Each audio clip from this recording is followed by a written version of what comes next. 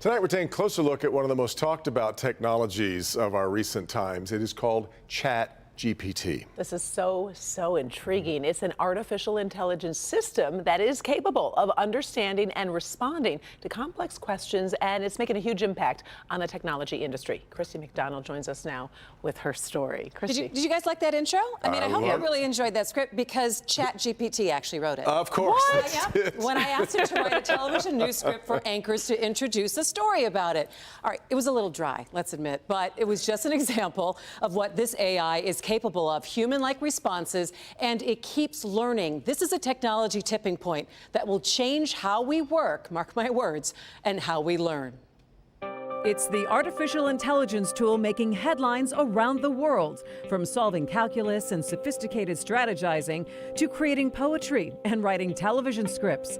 OpenAI's ChatGPT seemingly has an answer for everything. It's what's called generative AI. Well, let's let ChatGPT explain what it is. Explain what you are in one sentence. I'm an advanced artificial intelligence language model capable of generating human-like text in response to user prompts. It has passed a Wharton Business School exam and U.S. medical licensing tests, and anyone can log on and use it. Yeah, it's amazing from a technical standpoint. It's a little bit frightening from, the kinds of consequences it might have for us as a society. Cantaro Toyama is a professor of community information at the University of Michigan School of Information. He's studied and worked on AI for over 25 years. I think many of us have been anticipating a moment like this in which I think the full power of AI is really revealed. I don't think we have any clue what we're in for.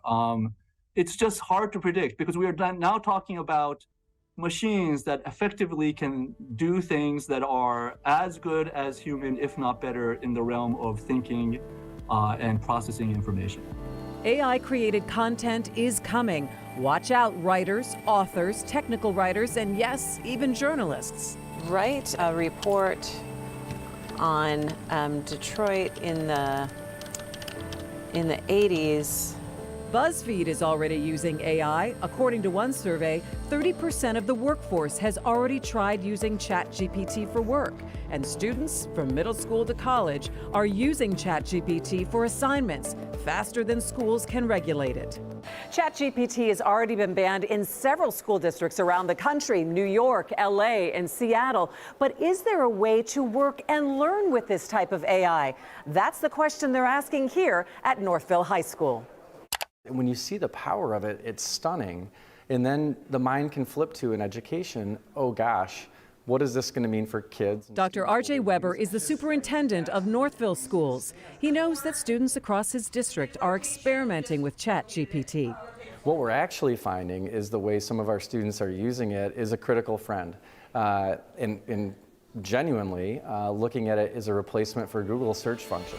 But it can also crank out well-crafted essays in seconds. And that has teachers concerned students could cheat, and they won't be able to detect it. There are a lot of nerves. We want to make sure that what our students are doing and what they're learning is useful to them and helpful. And how do we make sure we use it as a teaching opportunity as well to help our youngsters understand that creating their own learning, creating their own knowledge is magic. And handing that off to a computer or artificial intelligence takes away all of that. And that's where Dr. Weber sees value, in figuring out how to work with a tool that's here to stay. He's not banning it in Northville. We should be teaching how to use these technologies instead of putting a tremendous amount of our effort into trying to stop something we can't stop. Yeah, it's not going away. The next big conversation, it's about regulation. How do we manage its use and disclose what we're using it for and how it can be used? I do just want to point out that I did write this story. ChatGPT did not write the story that you just saw. So you say. So, well, I don't know. How can you tell? That's if you're actually Christy. We could go even deeper than that. Wow. It's going down a bad rabbit hole. But they're trying to create, I know they've been working on markers, ways to figure out whether something has been written by this program. So the same company that has built this AI, they actually also have a tool that detects if it's machine written. I mean, but they give it percentage of likeliness. So is it a high high probability that a machine wrote this or a lower probability. It's not just a totally black and white. This is getting more and more interesting. It really is. It is interesting, though, that they're saying, okay, we have to accept the technology that's here. We can't just ban it. We have to acknowledge You're it's absolutely there. right, Karen. It's here. Meta is also working on their own version. Google is working on their own version, and Microsoft has sunk billions into ChatGPT. Billions. She brought me over to her desk and we were messing around with it. Karen, come look at And this. I was is asking all wild. it was amazing. It is really wild. It was. All the things that you can plug in there. It was just there in the 80s, right? That's right. I would have gotten in trouble. Does anyone miss the card catalog and microfiche? Oh my gosh, you're right. Oh, microfiche. We're Good so one. old. I don't miss that at all now that you mention it. Kids have no idea. I didn't know what you're talking about.